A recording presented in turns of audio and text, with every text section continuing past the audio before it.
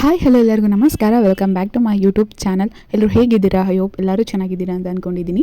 ನಾನಿವತ್ತು ನಿಮಗೆ ಹೇಳ್ಕೊಡೋಕೆ ಬಂದಿರುವಂತಹ ರೆಸಿಪಿ ಬಂದು ವಾಂಗಿಬಾತ್ ಯಾವ ರೀತಿ ಮಾಡೋದು ಅಂತ ನೋಡೋಣ ಬನ್ನಿ. ಫಸ್ಟ್ಗೆ ನಾನಿಲ್ಲಿ ಸ್ಟವ್ ಹಚ್ಚಿ ಒಂದು ಕುಕ್ಕರನ್ನು ಇಟ್ಕೊಂಡಿದ್ದೀನಿ.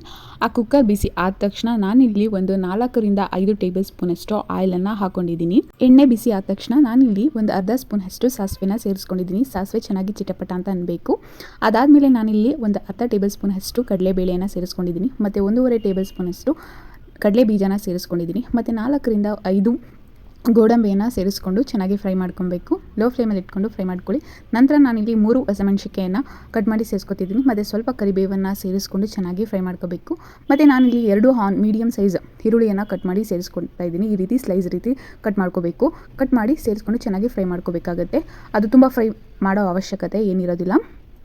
ಅದಾದಮೇಲೆ ನಾನಿಲ್ಲಿ 3 ಮೀಡಿಯಮ್ ಸೈಜ್ ಟೊಮೊಟೊನ ಕಟ್ ಮಾಡಿ ಸೇರಿಸ್ಕೊತಾ ಇದ್ದೀನಿ.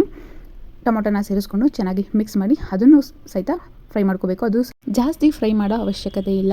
ಒಂದು 1 ಮಿನಿಟ್ಸ್ ಚೆನ್ನಾಗಿ ಫ್ರೈ ಮಾಡಿಕೊಂಡ್ರೆ ಸಾಕಾಗುತ್ತೆ. ನಂತರ ನಾನಿಲ್ಲಿ 1 ಕ್ಯಾಪ್ಸಿಕಮನ್ನು ಕಟ್ ಮಾಡಿ ಸೇರಿಸ್ಕೊತಾ ಇದ್ದೀನಿ. ಮತ್ತು ನಾನಿಲ್ಲಿ 1 ಬದನೆಕಾಯಿನ ಕಟ್ ಮಾಡಿ ಸೇರಿಸ್ಕೊತಾ ಇದ್ದೀನಿ. ನೀವು 2 ಬದನೆಕಾಯಿನೂ ಸಹಿತ ಸೇರಿಸ್ಕೋಬಹುದು. ಅಥವಾ ಬದನೆಕಾಯಿ ತಿನ್ನಲ್ಲ ಅಂತ ಅನ್ನೋರು ಕ್ಯಾಪ್ಸಿಕಮನ್ನೇ ಕಟ್ ಮಾಡಿ ಸೇರಿಸ್ಕೋಬಹುದು. ಅದನ್ನು ಸಹಿತ ಸೇರಿಸ್ಕೊಂಡು ಚೆನ್ನಾಗಿ ಮಿಕ್ಸ್ ಮಾಡ್ಕೋಬೇಕು.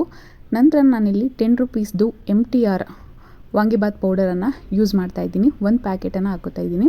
ನಾನಿಲ್ಲಿ 1.5 ಲೋಟದಷ್ಟು ಅಕ್ಕಿಗೆ ವಾಂಗಿಬಾತನ್ನು ಮಾಡ್ತಾ ಇರೋದ್ರಿಂದ 1 ಪ್ಯಾಕೆಟ್ ಸಾಕಾಗುತ್ತೆ.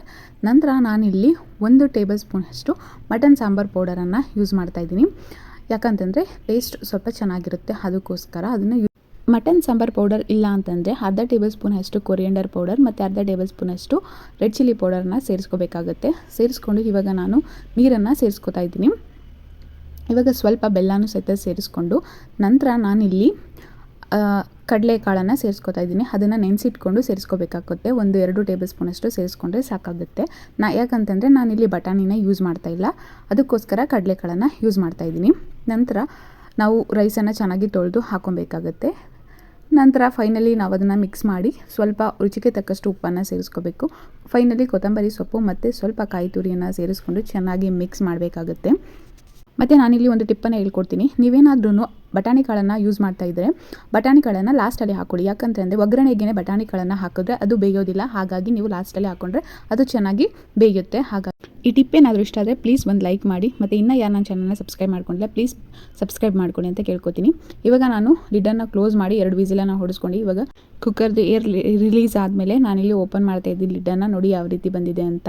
ಇವಾಗ ಚೆನ್ನಾಗಿ ಮಿಕ್ಸ್ ಮಾಡ್ಕೋಬೇಕಾಗುತ್ತೆ. ಯಾಕಂದರೆ ಮಸಾಲೆ ಮೇಲ್ಗಡೆ ಇರುತ್ತೆ. ಹಾಗಾಗಿ ಚೆನ್ನಾಗಿ ಮಿಕ್ಸ್ ಮಾಡಿಕೊಂಡ್ರೆ ಸೂಪರ್ ಟೇಸ್ಟಿ ಆದಂತಹ ವಾಂಗಿಬಾತ್ ರೆಡಿ ಆಗುತ್ತೆ.